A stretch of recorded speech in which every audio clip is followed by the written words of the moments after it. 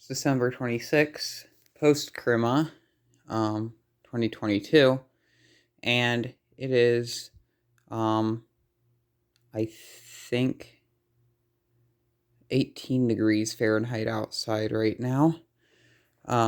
Just a few days ago, it was -4, so, it's definitely pretty cold, not nearly as bad as that. It actually feels a bit more tolerable today. It's still pretty cold. No wind, too, or at least minimal amounts of wind. But I'm in a bit of a pickle with the outdoor lighting.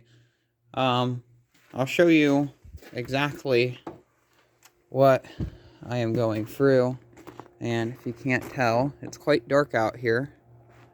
At least until you get over there, where the mercury vapor street light is that's mounted to the shed that I think I made a video of earlier this summer. I walk out here, I walk around in this area hoping to get light from the motion activated floodlight up there. And you can see, or if you just saw, the motion sensor is blinking. Now, I don't know if there's something wrong with the fixture. Now, this occurred somewhat recently, and I thought the issue was the bulbs in the fixture were bad, because throughout the day, it's typically normal for this fixture to blink like that. But it's been doing it somewhat often. Even when I'm not moving, it will continue to blink that code of 3 flashing red lights. Sometimes it would do 2 at a time, or would just do nothing. I have no idea what's going on with this fixture. This fixture has never given us any problem since 2016, when we first gained ownership of this house. And the past fall, when I gained ownership of this building, this fixture was always really nice, and I never thought of replacing it. One of the reasons why I like this halogen floodlight is because it's a lot more energy efficient than the mercury vapor lamp that's over there on the shed, because this spends most of its time off.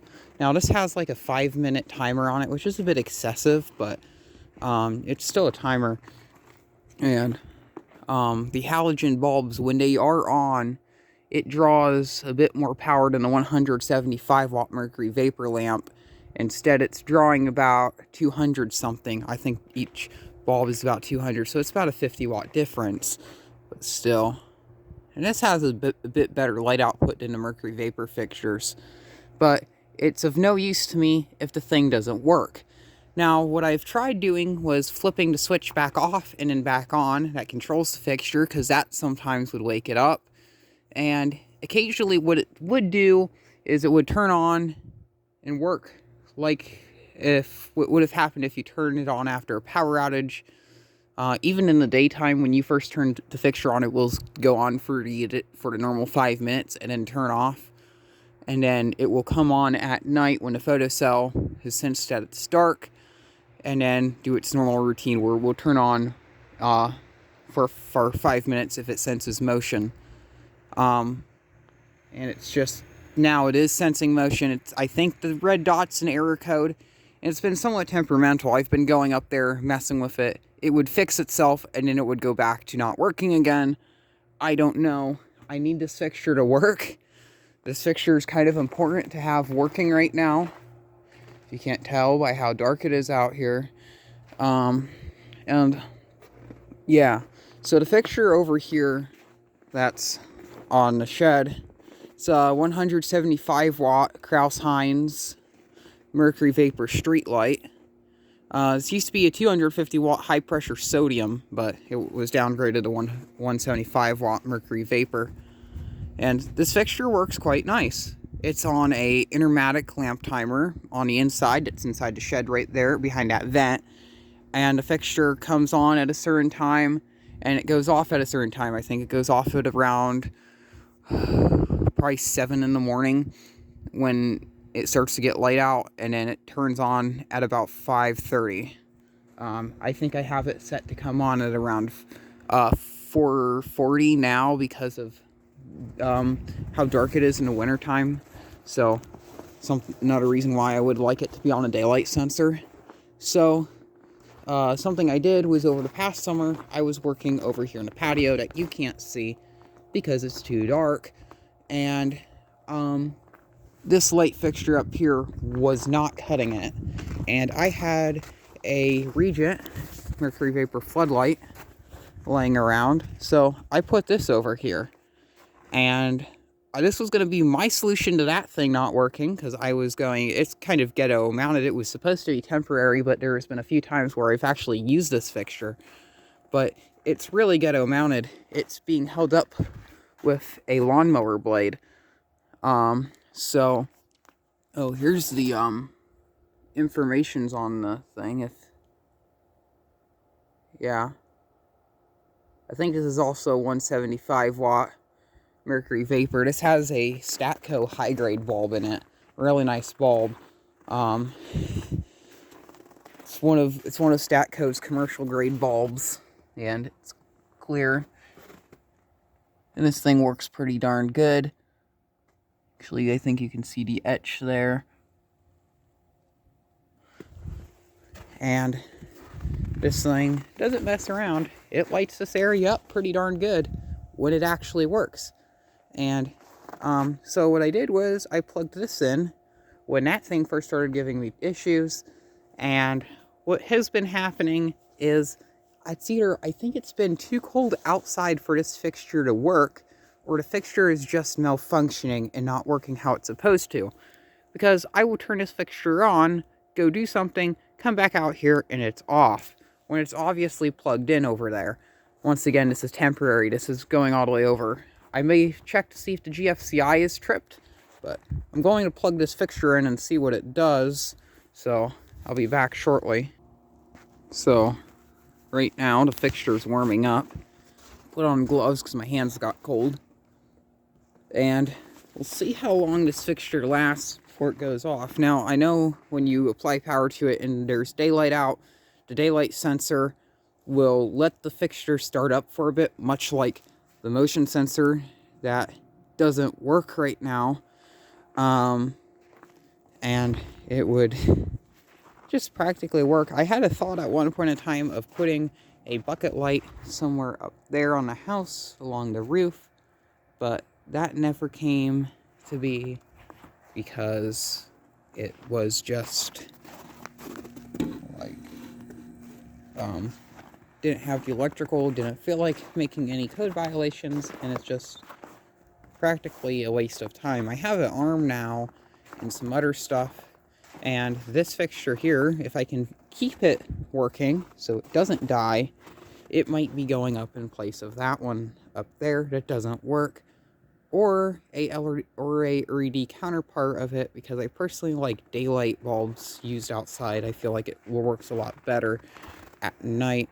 If not, I might, if I can find a high pressure sodium fixture, I would do that, because I find the orange glow of high pressure sodium very nostalgic, and it's been getting phased out for those stupid LED street lights over there. So if I could get something that's not LED, I would appreciate that a bit more. And this fixture is pretty darn bright for a 175 watt. I feel, and in terms of area lighting, these work a lot better compared to the normal street lights, like what's on the garage, the shed over there, because this right here, because of its refractor design, this thing spreads light out in a lot bigger area. That right there just angles light down, and the refractor is set up in a certain way. There it goes, it just turned off. And I have a good feeling the GFCI is not tripped. If I see a red LED on here, I know it's tripped, which I do not see the red LED, which means there is still power coming to this extension cord, and this fixture just doesn't work. And I don't want to leave this fixture plugged in all the time. I only want to use it when I come out here, because I don't want to be wasting an extra 175 watts when I don't have to be. Unlike that fixture over there, that one, I've gotten compliments from the neighbors over there saying that they like the fixture because it provides a bit of light in their backyard at night. So I was, so for a while they were somewhat concerned why the fixture didn't work, and there was some things going on with that fixture. I didn't have power out to the shed and stuff. And I've also tried unplugging it. I don't know if the bulb in this fixture is bad, so I might try a different bulb in here and see if that fixes some of the things, but I don't know. Maybe I'll try a different daylight sensor. I don't have another daylight sensor right now, but I don't know. So that is a big issue I'm going off of right now. Honestly, that fixture that's over there on a garage, I might actually consider moving that over here. I'll show you some parts and stuff I have that I will be willing to use at some point. This right here is a ITT, I think 150 watt high pressure sodium. And sadly, there is something wrong with this fixture. I can't get it to work for the life of me. I got 2 high pressure sodium bulbs. I think the igniter in this thing is bad, but this was the arm that came with that fixture. There's a little wasp's nest in there. But this, well, I just dropped it. My plan with this is to hook this up outside on the corner of the garage. If I can find a corner or something, I'll use this post here, kind of like so. And then this will be kind of aimed upward. And right here, where the normal fixture used to mount onto, I will mount the Cross-Hines street light to. And then I will probably put a photocell. Probably mount a, what I'm going to have to do is, because this right here is just a normal pole mount for like mounting on a light pole outside, I'm going to put a box over the one box that's up there that the one light is already mounted to. Actually, I'll go up here to the attic and try to find a box for said light, if I can get the flash to turn on. And then I'll put another box on the outside with a photocell on it, and then some wire mold going up to the arm that goes out to the street light. It should be, well, there's no box, it seems. It seems like they just took the wire and then ran it outside. Unless if, well, there might be a box outside where those 4 screws are. They might have a box in between the wooden walls here and the other stuff that's outside. There is a box up here that does come and hook up into. I know the wires look different, but you do see that it comes up, it goes over, I think, back here somewhere. They decided it would be a good idea to change to a different type of Romex, but it runs along there, it goes over there, it goes down to where the outlet is, the main power input into the garage, which runs along, I think, yeah, right over there. It comes down from, oh, somewhere over there, I see. Now it looks like over, down, so I guess it branches off of that outlet there is where all of this is, if I don't knock this thing off. And then the wire comes over here, goes down into this crapshoot, which by next year, when I learn how to actually do electrical from some of the crap at my school, I plan on rewiring this. Hopefully I can get a working fixture for the time being. Not to mention, this ceiling fan is wired in very half-assed. That fixture I want to eliminate, and that's actually what I plan on using on powering this fan off of. There is so much in here that needs work with the wiring, and I just don't know where to start. I want to get everything rewired out in this garage so it's up to code, and that's going to take a few years because literally 90% of the wiring in here is not up to code. So thank you very much for watching, and keep the breeze.